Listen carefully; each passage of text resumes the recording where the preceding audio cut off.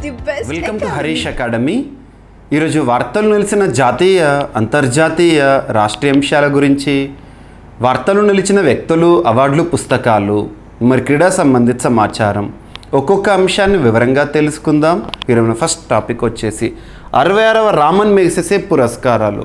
ప్రతి సంవత్సరం ఆగస్టు 31 రోజున ఈ టాపిక్ని మనం చూస్తాము.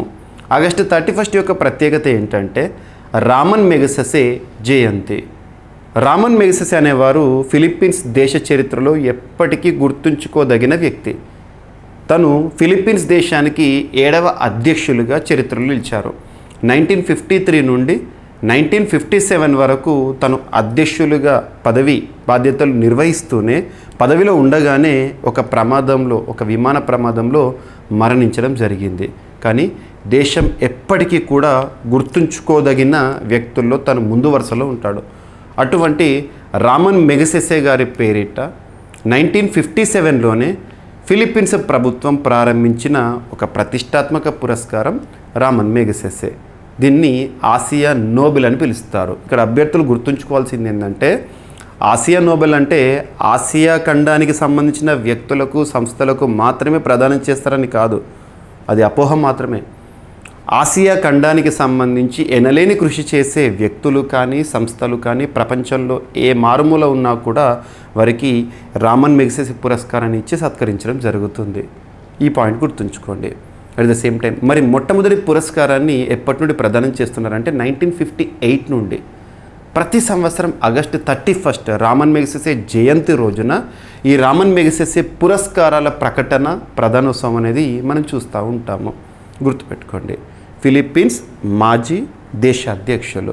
ఇక్కడ అబ్జర్వ్ చేస్తే రామన్ మెగ్సెసే పురస్కారాలను government service, public service, community leadership, at the same time journalism, literature, creative arts మరియు ఎమర్జెంట్ లీడర్షిప్, దాంతోపాటు పీస్, 6 రంగాల్లో 1958 నుండి 2008 వరకు ఇలా రంగాల వారీగా ఇచ్చేవారు. ఇందులో ఎమర్జెంట్ లీడర్షిప్ అంటే వర్ధమాన నాయకత్వం అనే ఒక రంగం ఉంది కదా, దీనిని 2000 సంవత్సరంలో జోడించారు. కానీ 2009 సంవత్సరం నుండి ఈ ఫీల్డ్లో ఈ వ్యక్తి, ఈ ఫీల్డ్లో ఈ సంస్థ అని చెప్పేసి ప్రత్యేకంగా మెన్షన్ చేస్తూ పురస్కారాన్ని ప్రకటించట్లేరు. ఎలా మెన్షన్ చేస్తున్నారంటే అన్కేటగరైజ్డ్. కానీ ఇక్కడ ఎమర్జెంట్ లీడర్షిప్ అనే ఒక కేటగిరీ ఉంది కదా, అందులోని వ్యక్తులు ఎవరైతే ఉంటారో, ఆ ఫీల్డ్లో పొందే వ్యక్తులు ఎవరైతే వాళ్ళకు మాత్రం ఆ ఫీల్డ్ని గుర్తిస్తున్నారు. ఏం లేదు, ఇక్కడ మనం గుర్తుంచుకోవాల్సింది ఏంటంటే 6 రంగాల్లో 1958 నుండి 2008 వరకు, అంటే రామన్ మెగ్సెసే పురస్కారాలు ప్రారంభమైనప్పటి నుండి 2008 వరకు గవర్నమెంట్ సర్వీస్ అని, పబ్లిక్ సర్వీస్ అని, next journalism, literature, creative arts అని చెప్పేసి, నెక్స్ట్ వచ్చేసి కమ్యూనిటీ లీడర్షిప్ అని చెప్పేసి, నెక్స్ట్ వచ్చేసి పీస్ శాంతి, నెక్స్ట్ వచ్చేసి ఎమర్జెంట్ లీడర్షిప్, ఇలా 6 రంగాలుగా 2008 వరకు ఇచ్చేవారు. యాక్చువల్గా మొదట్లో 5 రంగాల్లో ఇచ్చేవారు. ఈ 6వ రంగం ఏదైతే ఉంటుందో దీన్ని 2000 ఇయర్లో యాడ్ చేశారు, జోడించారు. 2009 ఇయర్ నుండి ఇలా ఈ ఫీల్డ్లో వీళ్ళకి అని చెప్పేసి ఇవ్వట్లేరు. ఏం చేస్తున్నారు, వార్తల్లో వ్యక్తి ఎవరైతే ఉంటారో, ఇక్కడ మనం చూసే వ్యక్తులు ఎవరైతే ఉంటారో పురస్కార గ్రహీతలు, వారు వాళ్ళ కన్సర్న్ కంట్రీ ఇస్తారు. కానీ ఎమర్జెంట్ లీడర్షిప్ కేటగిరీ ఉంటుంది కదా, వాళ్ళను మాత్రం ప్రత్యేకంగా మెన్షన్ చేస్తున్నారు, కింద కేటగిరీ ఇస్తున్నారు. ఓకేనా. సో ఈ విధంగా 6 రంగాలు, ప్రస్తుతము రంగాలు అనేవి గుర్తుపెట్టుకున్నా లేకపోయినా సరిపోతుంది. ఎమర్జెంట్ లీడర్షిప్ అయితే గుర్తుపెట్టుకోండి. అండ్ నెక్స్ట్ వచ్చేసేసి రామన్ మెగ్సెసే పురస్కారాలకు సంబంధించి ప్రైజ్ మనీ $50,000. మరి ప్రైజ్ మనీని ఎవరు కంట్రిబ్యూట్ చేస్తారంటే అమెరికాకు చెందిన రాక్ఫెల్లర్స్ ఫౌండేషన్ అండ్ ఫోర్డ్ ఫౌండేషన్ వారు కంట్రిబ్యూట్ చేస్తూ ఉంటారు. ఇక్కడ అబ్జర్వ్ చేస్తే రామన్ మెగ్సెసే ఫస్ట్ ఎడిషన్ 1958 కదా, ప్రస్తుతం 2024 ఆగస్టు 31 రోజున వార్తలు నిలిచినవి 66th ఎడిషన్. ఈ సంవత్సరం వార్తలు నిలిచిన దాంట్లో ఏ ఒక్క వ్యక్తి కూడా ఇండియాకి సంబంధించిన వారు లేరు. గుర్తుపెట్టుకోండి, last year Ravi R Kannan గారు ఉండే. ఇక్కడ అబ్జర్వ్ చేస్తే మరి ఈ సంవత్సరం పురస్కార గ్రహీతలను ఎలా గుర్తుపెట్టుకుంటారంటే 4+1గా గుర్తుపెట్టుకోండి. 4 వ్యక్తులు, ఒక సంస్థలకు కూడా ఇవ్వచ్చు. ఇక్కడ అబ్జర్వ్ చేస్తే ఫస్ట్ పర్సన్ వియత్నాం దేశానికి చెందిన ఒక ఫిజిషియన్ లేదా డాక్టర్. తన పేరు ఏంటంటే ఎంగుయంతి ఎంగాక్ ఫువాంగ్ గుర్తుంచుకోండి. అండ్ సెకండ్ వచ్చేసి భూటాన్ దేశానికి సంబంధించి విద్యారంగంలో ముఖ్యంగా ఫ్రీ ఎడ్యుకేషన్ ప్రొవైడ్ చేయడంలో తనకంటూ ప్రత్యేక గుర్తింపు పొందిన ఒక సామాజికవేత్త కర్మా ఫుండ్షో. ఏ దేశం? భూటాన్. థర్డ్ వచ్చేసి యానిమేటెడ్ ప్రొడ్యూసర్ అంటారు తనని. సో చాలా సినిమాలు కూడా నిర్మించారు. తను జపాన్ దేశానికి సంబంధించిన మియాజాకి హయావో. నెక్స్ట్ వచ్చేసి ఒక సంస్థ పేరు గుర్తుంచుకోండి. థాయిలాండ్ దేశానికి సంబంధించి ఒక సంస్థ రూరల్ డాక్టర్స్ మూవ్మెంట్ లేదా rural doctors society. Next important, ఇండోనేషియాలో పర్యావరణ పరిరక్షణలో తనకంటూ ప్రత్యేక గుర్తింపు పొందిన ఎన్వైర్మెంటల్ యాక్టివిస్ట్ ఇండోనేషియా దేశానికి సంబంధించిన ఫర్విజా ఫర్హాన్. తన పైన క్వశ్చన్ రావచ్చు ఎగ్జామినేషన్ పాయింట్ ఆఫ్ వ్యూలో. ఓకేనా? సో ఈ విధంగా ఈ సంవత్సరం రామన్ మెగసెసే పురస్కార గ్రహీతలు గుర్తుంచుకోండి. అండ్ మీకు ఎగ్జామినేషన్ పాయింట్ ఆఫ్ వ్యూలో క్వశ్చన్స్ కనుక అడిగే అవకాశం ఉంటే రామన్ మెగసెసే పురస్కారాలకు సంబంధించిన బేసిక్స్ ఏవైతే నేను చెప్పానో అవి అడగవచ్చు. దాంతోపాటు ఇప్పటివరకు భారతదేశ చరిత్రలో రామన్ మెగసెసే పురస్కారాన్ని పొందిన వ్యక్తుల గురించి కూడా అడగవచ్చు. మీకు నేను GVK study circle app CA 360లో వారి గురించి కూడా చెప్పాను. సో మన డైలీ కరెంట్ అఫైర్స్లో భాగంగా వార్తలు ఇచ్చిన అంశాల్లో భాగంగా ఇక్కడ మీకు కంప్లీట్ చేశాను. రామన్ మెగసెసే పురస్కారాన్ని గెలుపొందిన మొట్టమొదటి వ్యక్తి లేదా భారతీయుడు ఆచార్య వినోబా భావే గారు. గుర్తుపెట్టుకోండి, సరిపోతుంది. ఓకేనా? నెక్స్ట్ వచ్చేసి సో మిథున్ అనేది ఏ రాష్ట్ర జంతువు అంటే అరుణాచల్ ప్రదేశ్ రాష్ట్ర జంతువు. Mithun is the state Animal of Arunachal Pradesh. ఏదైనా ఒక జీవి వార్తల్లోకి వచ్చిందంటే దాని సైంటిఫిక్ నేమ్, శాస్త్రీయ నామం ఇంపార్టెంట్. ఇక్కడ దీని యొక్క శాస్త్రీయ నామం వచ్చేసి బాస్ ఫ్రాంటాలిస్. దీనిని మొట్టమొదటిసారి అస్సాం రాష్ట్రంలో అఫీషియల్గా గుర్తించారు. సో అస్సాం రాష్ట్రంలో యాక్చువల్గా దీన్ని ఆనవాళ్ళు కనుక మనం అబ్జర్వ్ చేస్తే hill areas of Mizoram, Manipur, Nagaland, Arunachal Pradesh అక్కడ కనిపిస్తుంది. కానీ అస్సాం రాష్ట్రంలో మొదటిసారి కనిపించడం జరిగింది. గుర్తుపెట్టుకోండి. మిథున్ అనేది ఇటీవల వార్తల్లోకి వచ్చింది. ఇది ఏ రాష్ట్రానికి సంబంధించిన జంతువు అంటే అరుణాచల్ ప్రదేశ్. కానీ first time sighted officially in Assam. And next భూ అంతర్భాగంలో మరో ప్రాంతం బాహ్య కేంద్ర మండలంలో గుర్తింపు. ఇక్కడ రీసెంట్గా ఆస్ట్రేలియా శాస్త్రవేత్తలు చేసిన ఒక పరిశోధన. మనకు భూ అంతర్భాగం అంటే ఎర్త్ మ్యాంటల్ కోర్ క్రస్ట్ అని చెప్పేసి చూస్తూ ఉంటాం. మ్యాంటల్ క్రస్ట్ కోర్ అని చెప్పేసి ఇలా విభాగాలుగా చూస్తాము. ఇక్కడ అబ్జర్వ్ చేస్తే భూమికి సంబంధించి పరిశోధనలు జరుగుతున్న కొద్దీ కొత్త విషయాలు వెలుగు చూస్తూనే ఉన్నాయి. తాజాగా ఆస్ట్రేలియన్ నేషనల్ యూనివర్సిటీ పరిశోధకులు మరో ఆసక్తికరమైన విషయాన్ని కనుగొన్నారు. భూమి లోపల ఉండే బాహ్య కేంద్ర మండలం లోపల డోనట్ ఆకారంలో ఔటర్ కోర్ అంటే లోపల ఉంటుంది అన్నట్టు. కోరు, క్రస్ట్, మ్యాంటల్ అలా. ఓకేనా? ఆ కోర్ బయట ఔటర్ కోర్ లోపల డోనట్ ఆకారంలో ఒక ప్రాంతం దాగి ఉన్నట్టు గుర్తించారు. భారీ భూకంపాలు సంభవించినప్పుడు రికార్డ్ అయ్యే తరంగాలను అధ్యయనం చేసి గుర్తించిన ఈ అంశాలు సైన్స్ అడ్వాన్సెస్ అనే జర్నల్లో ప్రచురితమైనాయి. సెస్మిక్ తరంగాలు ఔటర్ వేవ్ మీదుగా ప్రయాణించే సమయంలో భూ ప్రావారం మ్యాంటల్ సరిహద్దు వద్ద నెమ్మదిస్తున్నాయని ప్రొఫెసర్ రీసెంట్గా చెప్పడం జరిగింది. ప్రొఫెసర్స్ గుర్తుపెట్టుకోండి. ఏ శాస్త్రవేత్తలు ఏ అంశం హెడ్డింగ్ గుర్తుపెట్టుకోండి సరిపోతుంది. ఈ ప్రొసీజర్ ఇదేంటి అని మొత్తం కూడా ఎగ్జామినేషన్ పాయింట్ ఆఫ్ అడగకపోవచ్చు. ఇటువంటి టాపిక్స్ మనకు జాగ్రఫీ పాయింట్ ఆఫ్ వ్యూలో కొన్ని అడ్వాన్స్డ్గా జరుగుతున్న పరిశోధనలు.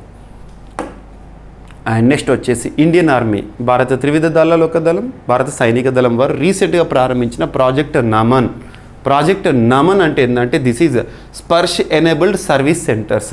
స్పర్శ్ ఎనేబుల్డ్ సర్వీస్ సెంటర్ ఎవరి కోసం ఉద్దేశించబడిందంటే ముఖ్యంగా సైనిక రంగంలో పెన్షనర్స్ కానీ, వెటరన్స్, సీనియర్ సిటిజన్స్ కానీ, సైనిక రంగానికి సంబంధించి మరియు వాళ్ళ ఫ్యామిలీ మెంబర్స్ కానివ్వండి, వారికి డెడికేటెడ్ సపోర్ట్ ఆర్మీ తరపున ఇచ్చే ప్రత్యేక సేవల కోసం ఉద్దేశించబడిన ప్రాజెక్ట్ నమన్. ఓకేనా?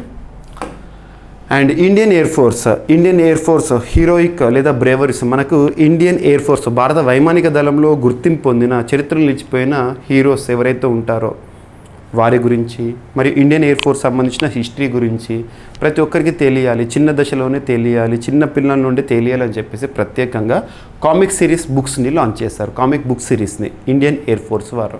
గుర్తుపెట్టుకోండి. ఉదాహరణకు తీసుకుంటే ఇందులో ఫైండ్ యువర్ కాలింగ్ అని చెప్పేసి అండ్ ద బోయ్రా బాయ్స్ అని చెప్పేసి సో అలా కామిక్ బుక్ సిరీస్. ఇటీవల త్రివిధ దళాలు ఎవరు వారికి సంబంధించిన హీరోయిక్ బ్రేవరీస్ లేదా చరిత్ర నిలిచిపోయిన వీరులు, వైమానిక దళ వీరులు వాళ్ళకి సంబంధించిన పుస్తకాలు. నెక్స్ట్ వచ్చేసి సుప్రీంకోర్టు అమల్లోకి వచ్చేసి 75 సంవత్సరాలు గడుస్తున్న ఈ శుభ సందర్భంగా భారతదేశంలో అత్యున్నత న్యాయస్థానం సుప్రీంకోర్టు గురించి మనం రాజ్యాంగంలో 5th పార్ట్లో నేర్చుకుంటాము. ఆర్టికల్ 124 నుండి నేర్చుకుంటాము. ఇక్కడ సుప్రీంకోర్టు సంబంధించి 75th యానివర్సరీని దృష్టిలో ఉంచుకొని నిన్నటి రోజున భారత ప్రధాని నరేంద్ర మోదీ గారు ఒక కమమోరేటివ్ స్టాంప్ని రిలీజ్ చేశారు. సో ఇక్కడ చూడండి, దేశ ప్రజాస్వామ్యానికి న్యాయ వ్యవస్థ రక్షణగా నిలుస్తుందని, సుప్రీంకోర్టు న్యాయ వ్యవస్థ బాధ్యతగా పనిచేస్తున్నాయని మోదీ తెలిపారు. సుప్రీంకోర్టు 75 ఏళ్ల ప్రయాణంతో పాటు భారత ప్రజాస్వామ్యం న్యాయ వ్యవస్థపై ప్రతి ఒక్కరికి నమ్మకం ఉందని చెప్పడం జరిగింది. ఇటీవల న్యూఢిల్లీలో నిన్నటి రోజున భారత ప్రధాని నరేంద్ర మోదీ గారు ఆవిష్కరించిన ఒక సదస్సు national conference of district judiciary, ఎక్కడ? న్యూఢిల్లీలో. ఆ సందర్భంగా స్టాంప్ని విడుదల చేశారు సుప్రీంకోర్టుకు సంబంధించి. అండ్ ప్రాజెక్ట్ చీతా మనందరికీ తెలుసు, 2022 సెప్టెంబర్ 17 ఆ రోజున. సో సెప్టెంబర్ 17 నరేంద్ర మోదీ గారి జన్మదినోత్సవం. సో సెప్టెంబర్ 17 తెలంగాణ రాష్ట్రానికి సంబంధించి కూడా ప్రత్యేకము. సో అలా సెప్టెంబర్ 17 రోజున ప్రాజెక్ట్ చీతా, మనము ఆఫ్రికన్ చీతాస్ ఏవైతే ఉంటే భారతదేశంలో వాటిని ఇంట్రడ్యూస్ చేయడం జరిగింది, రీఇంట్రడ్యూస్. సో దానికి సంబంధించి చాలా వివాదాలు కూడా చూసాము. అవి చనిపోతున్నాయి అని చెప్పేసి, వాటికి వాతావరణం పడట్లేదని చెప్పేసి సుప్రీంకోర్టు కూడా ఇన్వాల్వ్ అవ్వడము, దేశంలో నిరసన, ఇవన్నీ చూస్తున్నాం. సో ఇక్కడ అబ్జర్వ్ చేస్తే ప్రాజెక్ట్ చీతాపై వెబ్ సిరీస్కు కేంద్ర ప్రభుత్వం ఆమోదం తెలిపిందంట. ఆఫ్రికా దేశాల నుంచి భారత్కు తీసుకువచ్చిన చీతాలు ఇక్కడ మనుగడ సాగించడంలో ఎదురవుతున్న ఇబ్బందుల నేపథ్యంలో ఈ ప్రాజెక్టుపై వెబ్ సిరీస్ చిత్రీకరించే ప్రతిపాదనకు కేంద్ర ప్రభుత్వం ఆమోదం తెలిపింది. Showcase the efforts of the country to the world పేరిట ఈ వెబ్ సిరీస్ 4 భాగాలుగా ఉంటుందంట. పేరు గుర్తుంచుకోండి. సెప్టెంబర్ 17 నాటికి చీతాలను భారత్కు తీసుకువచ్చి ఏడాది పూర్తయి ద్వితీయ సంవత్సరంలోకి అడుగు పెడుతున్న అదే నెలలో చిత్రీకరణ ప్రారంభం కానుంది. ఈ మేరకు మధ్యప్రదేశ్ చీఫ్ వైల్డ్ లైఫ్ వార్డెన్కు జాతీయ పుల్ల సంరక్షణ అథారిటీ వారు సపోర్ట్ చేశారు. గుర్తుపెట్టుకోండి వెబ్ సిరీస్కి సంబంధించి. అండ్ నెక్స్ట్ ఆంధ్రప్రదేశ్ రాష్ట్రానికి సంబంధించి ఈ విధానంలో భాగంగా త్వరలో నేషనల్ ఈ విధానంతో అనుసంధానం ఆంధ్రప్రదేశ్ రాష్ట్ర ప్రభుత్వము ఏపీ అసెంబ్లీని కాగితరహిత దిశగా నడిపించబోతోంది. సో మొత్తం కూడా పేపర్లెస్ బడ్జెట్, పేపర్లెస్ ప్రశ్నోత్తరాల సమయంలో కానివ్వండి, ఇవన్నీ కూడా. సో ఇక్కడ అబ్జర్వ్ చేస్తే బడ్జెట్ సహా సభ్యుల ప్రశ్నలన్నీ డిజిటల్ రూపంలోనే. రాష్ట్ర బడ్జెట్, ఎమ్మెల్యేలు ఎమ్మెల్సీలు లేవనెత్తే ప్రశ్నలు, ప్రభుత్వం నుంచి వారికి పంపే సమాధానాలు, సమావేశాల సమయంలో సభ ఎజెండా అండ్ సభా కమిటీల రిపోర్ట్లు, ఇలా అన్ని కాగితరహితంగా డిజిటల్ రూపంలోకి తీసుకువచ్చే దిశగా ఏపీ అసెంబ్లీ అడుగులు వేస్తోంది. ఇందుకోసం కేంద్ర పార్లమెంటరీ వ్యవహారాల మంత్రిత్వ శాఖ నిర్వహించే నేవా నేషనల్ ఈ విధాన్ అప్లికేషన్లో రాష్ట్ర అసెంబ్లీ భాగస్వామ్యం కాబోతోంది. గుర్తుపెట్టుకోండి.